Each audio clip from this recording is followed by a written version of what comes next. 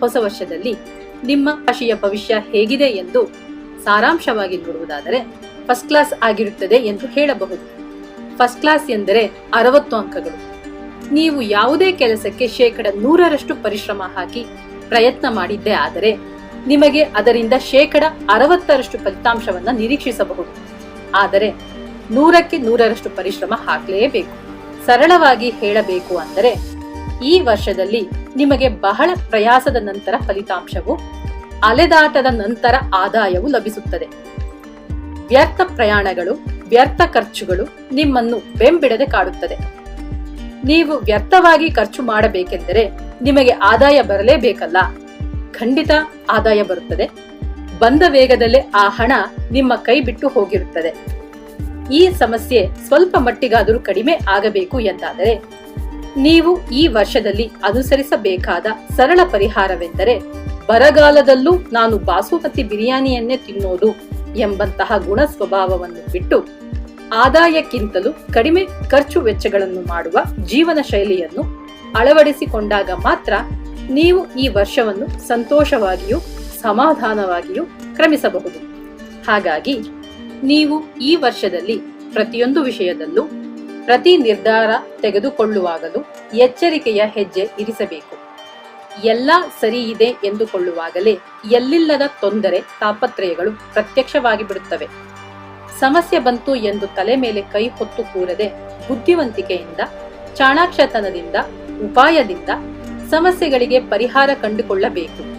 ಹಾಗೆ ಮಾಡಿದಾಗ ಶತ್ರುಗಳಿಂದಲೂ ಲಾಭ, ಆದಾಯ ಹೊಂದುವಿರಿ. ಈ ವರ್ಷದಲ್ಲಿ ನಿಮಗೆ ಹೇರಳವಾದ ಹಣ ಹರಿವು ಇದೆ. ಕುಟುಂಬದಲ್ಲಿ ಸಂತೋಷ ನೆಲೆಸುತ್ತದೆ. ಪೂರ್ವಿಕರ ಆಸ್ತಿ ಕೈಗೆ ಬರುತ್ತದೆ. ಕೋರ್ಟ್ನ ಕೇಸುಗಳು ನಿಮ್ಮಂತೆಯೇ ಆಗುತ್ತವೆ. ಮನೆಯಲ್ಲಿ ಸಾಕಷ್ಟು ಮದುವೆ ಮೊದಲಾದ ಶುಭ ಕಾರ್ಯಗಳು ನಡೆಯುತ್ತವೆ. ವಿವಾಹ ಪ್ರಾಪ್ತ ವಯಸ್ಕರಿಗೆ ಒಳ್ಳೆಯ ಸಂಬಂಧದಲ್ಲಿ ವಿವಾಹವಾಗುವುದು. ಬಹಳ ದಿನಗಳಿಂದ ಮಕ್ಕಳಾಗದವರಿಗೆ ಮಕ್ಕಳಾಗುವ ಯೋಗ ಫಲವಿದೆ. ಬಹಳ ಕಾಲದಿಂದ ಅನಾರೋಗ್ಯದಿಂದ ಬಳಲುತ್ತಿದ್ದ ನಿಮ್ಮ ತಾಯಿಯವರ ಆರೋಗ್ಯ ಸುಧಾರಿಸಿ ಅವರು ಸಹಜ ಸ್ಥಿತಿಗೆ ಮರಳುತ್ತಾರೆ. ಕುಟುಂಬ ಸಮೇತರಾಗಿ ಪುಣ್ಯಕ್ಷೇತ್ರಗಳಿಗೆ ಹೋಗಿ ಬರುವಿರಿ.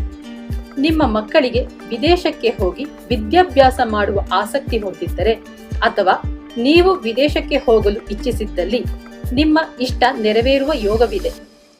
ಕೆಲಸದ ಒತ್ತಡಗಳಿಂದ ನಿದ್ದೆ ಕಡಿಮೆ ಆಗುತ್ತದೆ. ಇಷ್ಟು ದಿನಗಳ ಕಾಲ ಗಂಡ ಹೆಂಡತಿಯರ ನಡುವೆ ಇದ್ದ ಮುನಿಸು ಮನಸ್ತಾಪಗಳು ಕ್ರಮೇಣ ಕಡಿಮೆಯಾಗುವುದು. ದಂಪತಿಯರ ನಡುವೆ ಏನೇ ಭಿನ್ನಾಭಿಪ್ರಾಯಗಳು ಬಂದರೂ ಪರಸ್ಪರ ಬಿಟ್ಟು ಕೊಡುತ್ತಾ ಹೊಂದಾಣಿಕೆ ಮಾಡುತ್ತಾ ಹೋಗುವುದರಿಂದ ದಾಂಪತ್ಯದಲ್ಲಿ ಸಾಮರಸ್ಯ ಉಳಿಯುತ್ತದೆ. ವಾಸಸ್ಥಳವನ್ನು ಬದಲಾಯಿಸುವಿರಿ. ಸ್ವಂತ ಮನೆ ಇರುವವರು ಅದನ್ನು ಮಾರಿ ಮತ್ತೊಂದು ಆಸ್ತಿಯನ್ನು ಕೊಂಡುಕೊಳ್ಳುತ್ತೀರಿ. ಹಾಗೆಯೇ ಕಿರಿಕಿರಿ ಮಾಡುತ್ತಿದ್ದ ಹಳೆಯ ವಾಹನವನ್ನು ಮಾರಿ ಹೊಸ ವಾಹನವನ್ನು ಕೊಂಡುಕೊಳ್ಳುವಿರಿ. ಮನೆಗೆ ಬೇಕಾದ ಐಷಾರಾಮಿ ಎಲೆಕ್ಟ್ರಿಕ್ ಉಪಕರಣಗಳನ್ನು ಕೊಂಡುಕೊಳ್ಳುವಿರಿ. ನಿಮ್ಮ ದುಡಿಮೆ ಬೇರೆಯವರ ಪಾಲಾಗುವ ಸನ್ನಿವೇಶ ಬಂದೊದಗಬಹುದು. ಹಾಗಾಗದಂತೆ ಜಾಗ್ರತೆ ವಹಿಸಿ. ಯಾರಿಗೂ ಜಾಮೀನು ಹಾಕಲು ಹೋಗಬೇಡಿ.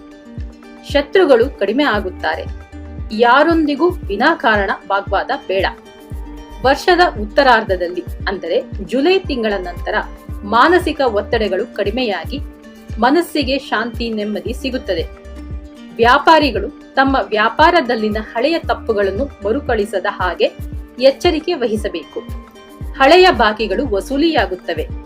ಕೆಲಸ ಮಾಡುವ ಸ್ಥಳದಲ್ಲಿ ಮೇಲಧಿಕಾರಿಗಳ ಕೋಪ ತಾಪಗಳನ್ನು ಅನುಸರಿಸಿಕೊಂಡು ಅವರು ಕೊಡುವ ಸಲಹೆ ಸೂಚನೆಗಳನ್ನು ಶಿರಸಾವಹಿಸಿ ಪಾಲಿಸಿದರೆ ಸಂಬಳ ಹೆಚ್ಚಳ, ಬಡ್ತಿ ಎಲ್ಲವೂ ಲಭ್ಯವಾಗುತ್ತದೆ.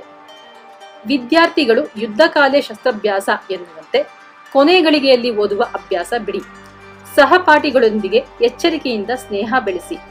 ಸಿನಿಮಾ ಕಲಾವಿದರು ಶ್ರಮ ವಹಿಸಿದರೆ ಒಳ್ಳೆಯ ಅವಕಾಶಗಳನ್ನು ಪಡೆಯುವಿರಿ. ಒಳ್ಳೆಯ ಹೆಸರನ್ನು ಪಡೆಯುವಿರಿ.